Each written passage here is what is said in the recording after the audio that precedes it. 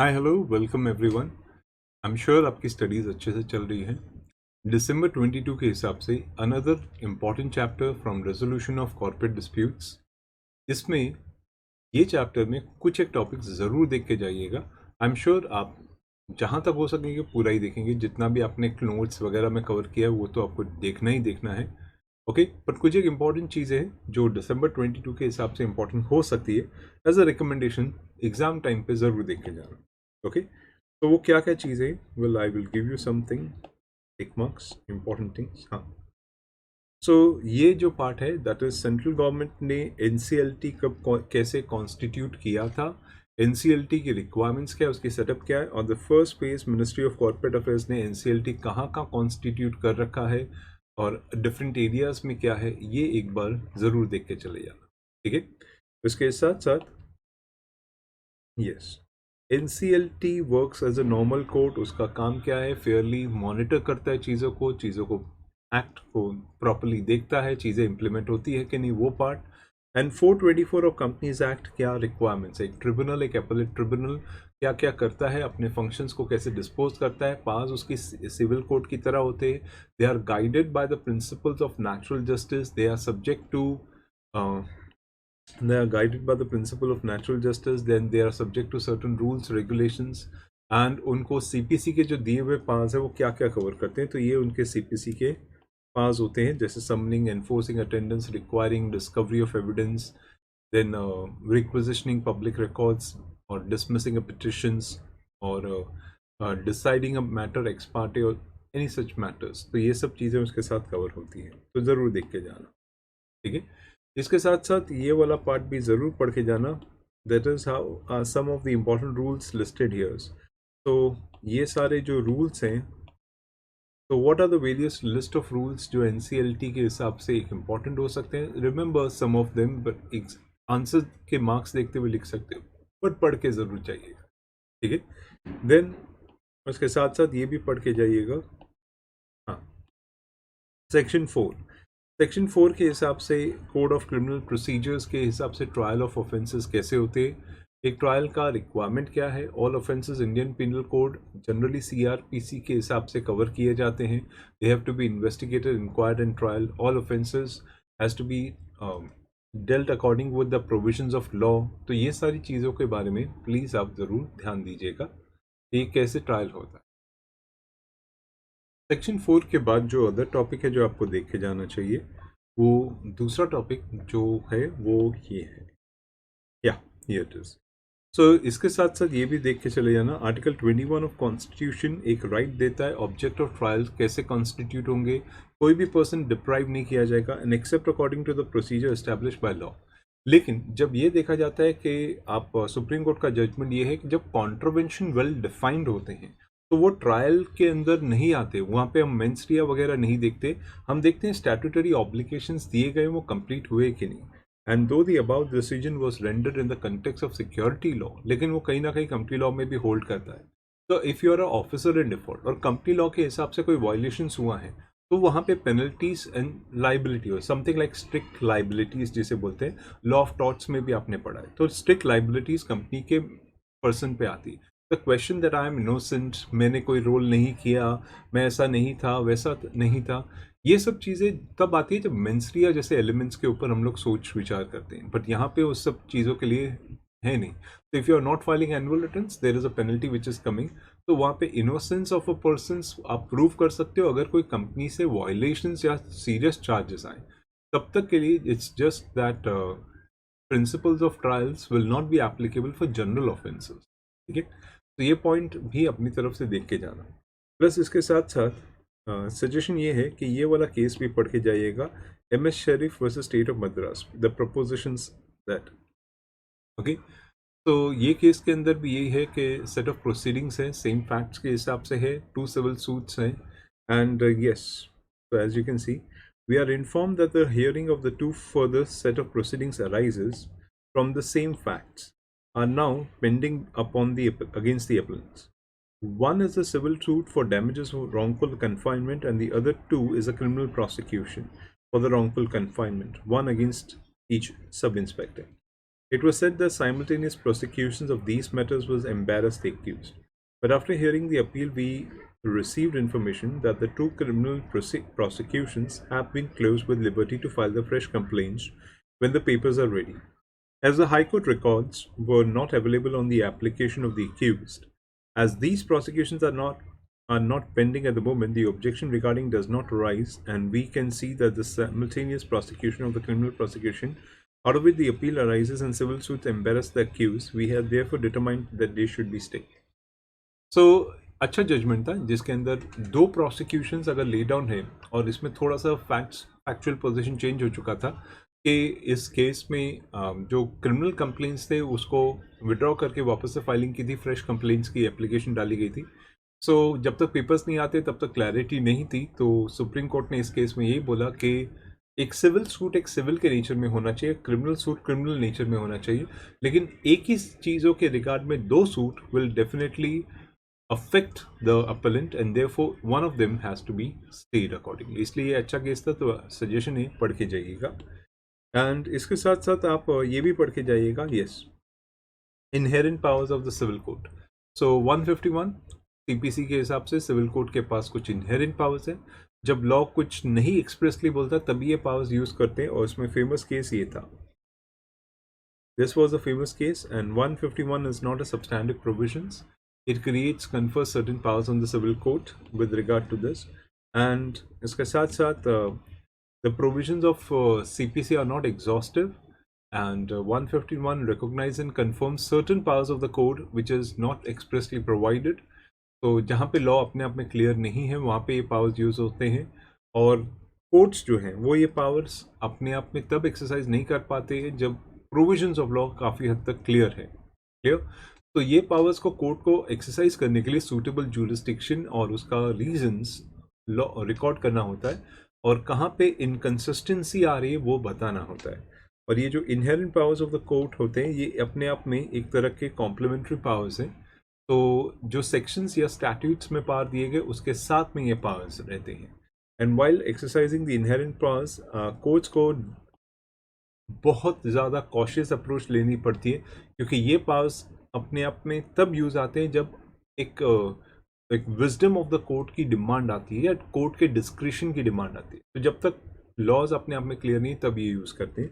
And 151 will have to be use in the circumspection and care. तो yes, 151 बहुत सी सोच समझ के और एब्सोल्यूट नेसेसिटी को देखते हुए और प्रोविजंस ऑफ कोड को देखते हुए फिर यूज करना होता है. तो जब लॉ क्लियर नहीं है तभी ये पावर्स यूज किए जाएंगे. ठीक है, इसके साथ साथ आप ये दो जजमेंट भी देखे चली जाए, ये पार्ट देखे जाइएगा, द तमिलनाडु केस, जिसके अंदर the offence of a public prosecutor is a very responsible. एक पब्लिक प्रोसिक्यूटर कौन होता है और उसकी क्या रिस्पॉन्सिबिलिटी है. तो पब्लिक प्रोसिक्यूटर अपने आप में एक बहुत ही रिस्पॉन्सिबल पर्सन है, एंड वो एक क्रिमिनल डिलीवरी सिस्टम में हेल्प करता है, और वो इंडिपेंडेंट, अनबायस, इम्पार्शल होना चाहिए. पब्लिक प्रोसिक्यूटर किसी भी पुलिस प्रोसिक्यूटर की तरह काम नहीं करना चाहिए. वो एक पब्लिक के कंट्रोल में, एंड जनरली वो एक एडवोकेट एक पब्लिक प्रोसिक्यूटर बनता है जो रिक्वायर्ड ईयर्स ऑफ एक्सपीरियंस रखता है. एंड पब्लिक प्रोसिक्यूटर या एडिशनल पब्लिक प्रोसिक्यूटर या स्पेशल पब्लिक प्रोसिक्यूटर या सब डिविजनल, ये सब एक सुपरविजन रखते हैं कि पुलिस अपना काम भी बराबर से कर रही है कि नहीं. And yes, they are under the criminal justice delivery system, एक तरह से हेल्प करते हैं कोर्ट को to understand the case better. तो that's why the need of public prosecutor is always there.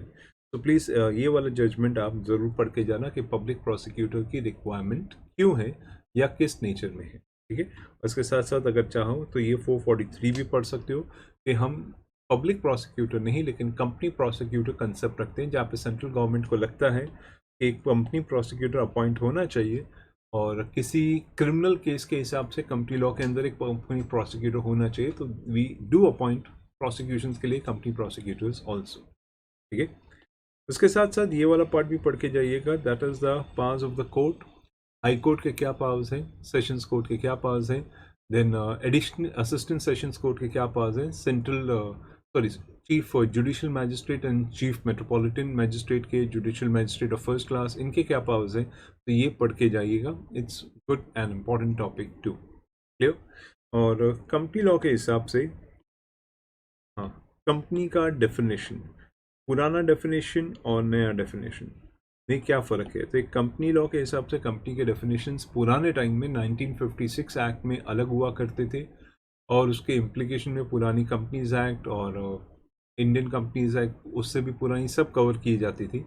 और नई डेफिनेशन में कोर्ट का डेफिनेशन क्या है, तो कोर्ट का definition that is sessions court, metropolitan magistrate court या फिर चीफ मेट्रोपॉलिटन कोर्ट, ये सब चीज़ें अब इंक्लूड की गई है जो प्रीवियस कंपनी लॉ में उतनी वाइडली इंक्लूड नहीं होती थी. ओके, तो इस समय हम लोग स्पेशल कोर्ट्स में इंक्लूड करते हैं जो उस टाइम के हिसाब से नहीं हुआ करता. ठीक है. देन इसके साथ साथ आप यस, सेक्शन 436 पढ़ के जाइएगा. 436 ऑफ कंपनी लॉ क्या बोलता है. 436 क्लियरली बोलता है कि जितने भी ऑफेंसेस है स्पेशल कोर्ट के थ्रू ट्राई होंगे कंपनी लॉ के हिसाब से. तो स्पेशल कोर्ट के जुरिस्डिक्शन क्या है, उसके प्रोवाइजो में स्पेशल कोर्ट कब किस पर्सन को डिटेन कर सकता है, अगर किसी पर्सन को किसी जुरिस्डिक्शन में डिटेन किया है तो उसको कैसे दूसरे जुरिस्डिक्शन में डिप्यूट किया जाता है. प्लस उसके साथ साथ 436(2) ज़रूर देख के जाना. मतलब ये पूरा 436 सेक्शन बहुत इंपॉर्टेंट सेक्शंस में से एक है, तो इन्हें अच्छे से पढ़ के जाइएगा. और ये किस तरह के रिस्ट्रिक्शंस डालते हैं, समरी ट्रायल कब ली जा सकती है और रेगुलर ट्रायल्स कब ली जा सकती है. प्लस उसके साथ साथ 436 के ऑफेंसेस कैसे रहते हैं, 436 कंपनीज लॉ में क्या एक पोजीशन होल्ड करता है, और इन केस अगर स्पेशल कोर्ट को लगता है कि इम्प्रिजनमेंट 1 साल से ज़्यादा है तो समरी ट्रायल्स वो कब बंद करके रेगुलर ट्रायल्स में शिफ्ट कर देगा. ठीक है, तो ये प्रोविजन ज़रूर देख के जाना, इंपॉर्टेंट प्रोविजंस में से एक है. देन या 437 देख के जाइएगा. Special courts should be deemed as a court of sessions. तो इसी वजह से यहाँ पे डायरेक्ट हाई कोर्ट में अपील्स चली जाती है, तो they are deemed as a court of session 437. और उसमें अपील्स, रिविजन, रिव्यू के क्या पावर्स है उसके हिसाब से. Plus summons cases and warrant cases में क्या डिस्टिंग्विश रहता है, तो ये देख के चले जाना. What is a summons case, what is a warrant case, कैसे एक वारंट केस का डेफिनेशन क्या रहता है. वैसे जनरली कोई भी केसेस जो वारंट केस नहीं है वो समन्स केस है. समन्स केस जिसमें death, imprisonment exceeding 2 years punishable is given. और ये आप already you can say executive level से पढ़ रहे हो, तो इसको एक बार इस चैप्टर में ज़रूर देख के चले जाना, इट विल हेल्प यू. ठीक है. एंड इसके साथ साथ हाँ, ये वाला टॉपिक भी ज़रूर देख के चले आना. Dispensing with the personal attendance of accuse. तो अक्यूज का कब प्रेजेंस कोर्ट में नहीं चाहिए रहता, लेकिन कब चाहिए रहता है, तो सेक्शन 256 ऑफ CRPC की रिक्वायरमेंट्स क्या है. और कंपनी लॉ के हिसाब से ROC हर केस में नहीं आ सकता, तो उसके लिए उसके अटेंडेंस डिस्पेंस करने का. और उसके साथ साथ ये वाला केस जो उसके सपोर्ट में था, Bhaskar industries versus Bhiwani denim apparels limited, ये भी एक बार पढ़ के ज़रूर जाना. It's a very good case. And reading के हिसाब से वैसे तो ओवरऑल आपको सारा सब्जेक्ट ही पढ़ने का है, जो भी आप नोट से पढ़ रहे हो प्लीज़ पूरा अच्छे से पढ़ के जाओ, बट ये कुछ टॉपिक्स एडिशनली ज़रूर देख के जाइएगा. इसके साथ साथ ये भी देख लेना, या एडमिशन ऑफ गिल्ट. तो एक गिल्ट एडमिट करता है अक्यूज, प्लीज गिल्टी, तो उसका रिकॉर्डिंग कैसे होती है, मैजिस्ट्रेट उस अपने डिस्क्रिप्शन में क्या क्या काम कर सकता है, किस तरह लेजिस्लेचर उसको कवर करता है, कैसे चार्ज फ्रेम किए जाते, ये पार्ट ज़रूर देख के जाना. ठीक है. देन या summoning of witness for prosecution. तो प्रोसिक्यूशन के लिए विटनेस को समन्स कैसे भेजते हैं, और मैजिस्ट्रेट प्रोसेस इशू करता है, विटनेस का प्रेजेंस कॉल फॉर करता है, विटनेस अपनी जगह पे प्रेजेंट होगा, उसके हिसाब से उसका रिकॉर्डिंग ऑफ एविडेंस किया जाएगा. Clear. Then yeah personal examination of accused का 313 के हिसाब से एग्जामिनेशन होता है. He has to be explain the circumstances. जब वो अरेस्ट हुए हैं उसको क्वेश्चनिंग किया जा सकता है, and without warranting him anything advance उसको अचानक से भी क्वेश्चनिंग किया जा सकता है. तो 313 की रिक्वायरमेंट्स इंपॉर्टेंट रिक्वायरमेंट्स में से एक है, प्लीज़ पढ़ के जाइएगा. ठीक है. इसके साथ साथ yes, issue of summons to produce documents of things. तो अगर किसी केस के अंदर किसी टाइम पे डॉक्यूमेंट्स एंड थिंग्स डिज़ायरेबल हो जाती है, एंड कोर्ट उस टाइम पे प्रोड्यूस नहीं कर पाया, तो रिटन ऑर्डर्स के थ्रू उसको हम लोग पोजेशन में प्रोड्यूस करने का ऑर्डर दे सकते हैं, और वो डिज़ायरेबल है, वो किस तरीके से प्रोडक्शन की जाएगी, वो सब चीज़ें डेफिनेटली पढ़ के जाना। Then the effect of non appearance और death of the complainant. So by chance अगर कंप्लेनेंट कोर्ट में नहीं आ रहा है या फिर उसकी डेथ हो जाए, तो क्या आउटकम होगा एक केस का? एक्विटल हो जाएगा, एडजर्नमेंट हो जाएगा, डिस्पेंसेशन हो जाएगा, वो चीज़ें क्या हो सकती है, जरूर देख के जाना। Okay, then yes, the power of the court to convert summons case into the warrant case. मैं पहले भी बोल चुका हूँ, वापस से बोल रहा हूँ, जितना मैं टॉपिक बोल रहा हूँ उतना ही देख के जाने की ज़रूरत नहीं है। वो इम्पॉर्टेंट है तो उन्हें अच्छे से देख के जाना है, बाकी जितना आप नोट्स वगैरह में हम लोग कवर कर चुके हैं वो डेफिनेटली पूरा देख के जाना है। तो these are important topics, these are not the only topics. Okay, तो power of the court to summons and warrant case, तो समन्स भेज के किस तरीके से बुलाया जाता है, और अगर सॉरी बुलाया नहीं जाता, अगर एक केस चलते समय अगर कोर्ट को लगता है कि किसी केस के अंदर पनिशमेंट्स एक पर्टिकुलर टर्म से एक्सीडिंग है और समन्स केस नहीं, ये वारंट केस होना चाहिए, तो they can convert a summons case into a warrant case also. ठीक है, तो वो ज़रूर देख के जाना। And yes, petition for discharge, this case, another good one। So discharge petition कैसे फाइल, डिस्चार्ज की रिक्वायरमेंट्स कैसे हो सकती है? एक डायरेक्टर्स का जब अरेस्ट हुआ था, उसकी वाइफ को समन किया गया था, तो मैनेजिंग डायरेक्टर की डेथ के बाद तो उसने डिस्चार्ज मांगा था, और कब कोर्ट ने क्या कहा? अ very good case, do study that. And yes, this one, can a person be prosecuted against for the same offense? Double jeopardy, yes, double jeopardy same offense के केस है, और यहाँ पे आपको सेक्शन 300 ऑफ सीआरपीसी साइड करते हुए बोल रहा है कि पर्सन वंस कन्विक्टेड और accuse can not be tried for the same offence. उसमें बहुत ही अच्छा केस ये था, भरत प्राइवेट टिम्बर्स का केस, जिसमें केरला हाई कोर्ट का जजमेंट भी था। ओके, तो ये केस डेफिनेटली देखे जाना, स्पेशली ये हाई कोर्ट के व्यूज फैक्ट्स के हिसाब से क्या थे, and high court has held क्या। तो ये वाला केस ऑलरेडी डिस्कस किया हुआ है, प्लीज़ इसको ज़रूर पढ़ के जाना एग्जाम के हिसाब से। ओके, कुछ एक केसेस इंपॉर्टेंट होते हैं। तो trial procedures before the sessions court में, हाँ, तो बिफोर द सेशंस कोर्ट में सेक्शन 355 वाला पॉइंट याद करके जाना कि एक ऑर्डर की रिक्वायरमेंट क्या है, प्लस सेक्शन 356 याद करके जाना, एक सीआरपीसी केस 357 याद करके जाना कि कोर्ट की पावर्स क्या है, फाइन्स वगैरह कैसे देने की, एंड 357 के हिसाब से, एंड 357 2 3 4 ये वाले पॉइंट्स ज़रूर देखे जाना, एंड 359 की ताकत के। तो ये कुछ एक पॉइंट्स डेफिनेटली देखे जाना एक ट्रायल प्रोसीजर्स में क्या है। वैसे ओवरऑल आंसर पढ़ के जाना है, but these points should be considered deeply. ठीक है, and yes, detail written order unnecessary at every stage. हर स्टेज पे रिटन ऑर्डर्स देने की ज़रूरत नहीं है। सुप्रीम कोर्ट ने भी कहा है कि बार बार आप डिटेल ऑर्डर हर स्टेज के लिए वेट मत करो।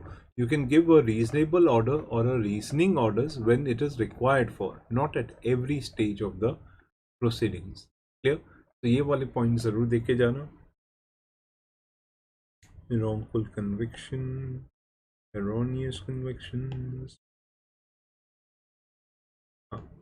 offense related to perjury, section 340, 340 and 195 जो सेक्शन है वो ज़रूर पढ़ के जाइएगा एग्ज़ाम के हिसाब से। व्हाट इज द परजुरी, परजुरी के नेचर क्या है, परजुरी होता किस नेचर में, कैसे, और उसके हिसाब से 195 के हिसाब से क्या क्या चीज़ों का ध्यान रखना होता है। तो 195(2), 195 subsection 3, 195 subsection 4. Okay, so that was a case, and Iqbal Singh's versus Meenakshi Marwa case. यहाँ पे सुप्रीम कोर्ट ने इस पॉइंट के ऊपर हाईलाइट भी किया था, तो it's a good case, do read it for your exams. ठीक है, and yeah this one also. तो following are the important aspects relating to offences. क्या क्या एक्सपेक्ट्स हैं 340 के हिसाब से, वो ज़रूर एक बार देख के जाइएगा। Clear? And then yeah, a close reading of 340 what appears to be।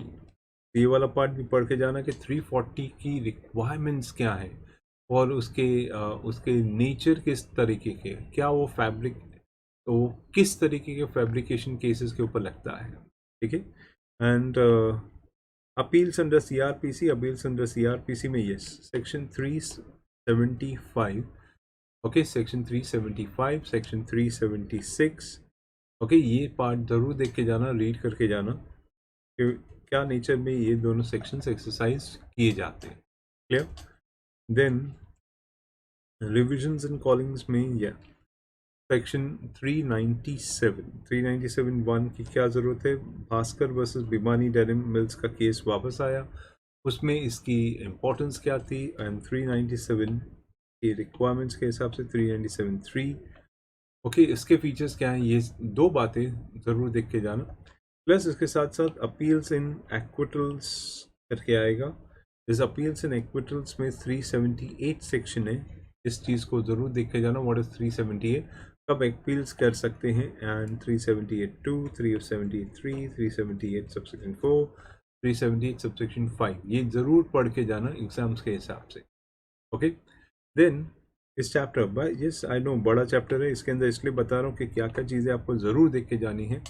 And powers of the appellate court, इसके अंदर आपको 389 ऑफ CRPC ज़रूर देख के जाइएगा। दैट इज पेंडिंग अपील्स के टाइम पे कन्विक्टेड पर्संस के ऊपर एपेलेट कोर्ट किस तरीके से जुरिसडिक्शन एक्सरसाइज करता है और इसकी क्या क्या रिक्वायरमेंट्स है, तो ज़रूर देख के जाना। नोट्स में हमने पूरा ही कवर किया हुआ है।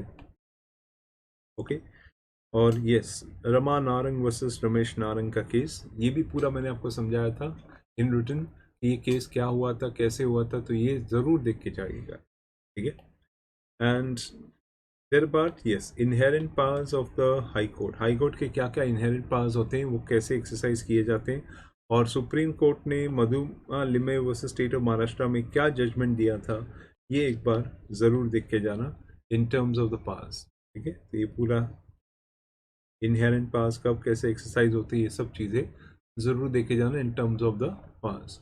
And what are the important principles? What are the important principles? Following are the broad principles for basic criminal justice systems. So principles क्या थे? So we need a proper criminal trial which has to be fair and impartial. हमें article 21 के हिसाब से life to life है, तो हमें ये एश्योरेंस होनी चाहिए कि we will get a proper trial and a proper manner. And उसके साथ साथ हमें ये भी देखना होगा कि हमने कोई ऑफेंस ऐसा तो नहीं कर, दैट इज 303 के हिसाब से any person accused of the offense against whom the proceedings are instituted may be at a right to defend, तो हर किसी के पास right of defense होता है, और हमारी लीगल सिस्टम उस चीज़ को you can say support करती है, that yes, no matter the how heinous the crime a criminal must have done, but they must get certain right of defense. Okay, fine, and ahead we go that yeah, this one, company must be an accused. So if a company is an accused, what is the outcome? And the case was Anita Handa versus Godfather Travels Private Limited. Do read this case. It's the outcome of Information Technology Act and very good case. So do read that, read this decision also, read this part also. Okay, this, that is a company अपने आप में accused है, तो क्या nature में होता है, और अगर कंपनी अपने आप में कोई विक्टिम है क्या, तो if company must be an accuse, तो वाइकेरियस लाइबिलिटी समझो या जो समझो, ये कंपनी पे किस तरीके से फिक्स की जा सकती है। कंटिन्यूइंग ऑफेंस, एग्जैक्टली, तो कंटिन्यूइंग ऑफेंस में कुछ पार्ट्स ज़रूर पढ़ के जाइएगा। एक तो ये the difficulty in concept of continuing offence, that is एक कंटिन्यूइंग ऑफेंस होता क्या है, तो ये पैराग्राफ एक कंटिन्यूइंग ऑफेंस का नेचर क्या होता है, ऑफेंस कब कंटिन्यूइंग नेचर में बोला जाता है। तो CWT वर्सेस सुरेश सेठ का केस, कोर्ट का डिसीजन, और उसके साथ साथ ये वाला पार्ट, सुप्रीम कोर्ट ने भगीरथ कनौरिया केस में क्या कहा था, दिल्ली हाई कोर्ट का केस था कुलदीप सिंह वर्सेस स्टेट, जहाँ पे कंटिन्यूइंग डिफेंस की चीज़ें डिफाइन की थी। And yes, Karnataka High court का case, Chandra spinning wheels versus ROC का case, a very good case जहाँ पे doctrine of continuing offence define किया गया था। तो read this cases and you will be learning it well, और आपको आगे बहुत यूज़ होगा। और yes, the continuing offences under the Companies Act, Companies Act में कंटिन्यूइंग ऑफेंस का नेचर क्या है, उसकी इंपॉर्टेंस क्या है, तो जितने भी यहाँ पे केसेस दिए गए हैं प्लीज़ सब एक बार अच्छे से रीड करके जाइएगा। If you find it tough, at least read it well to understand what the cases are trying to say to you. Okay, fine. So that is continuing offenses cases, then diverted properties, diverting funds. Yeah. Offenses, yes. Offenses which are separate and no penal offenses. Section 450, another important section. जहाँ पे company law में कहीं कोई punishment नहीं दी है, तो 450 comes into picture. And it is a very important section also, क्योंकि ये एक जनरल क्लॉज की तरह पनिश करता है, and it includes the word connected person. So yes, it is a very important section में. ये सारी चीज़ें प्लीज़ अच्छे से पढ़ के जाइएगा when it comes to this chapter, lesson number 9, and it's one of the very important chapters of our series. Okay, so please read them well, and I'm damn sure you're studying it well. So, okay, all the best for exam.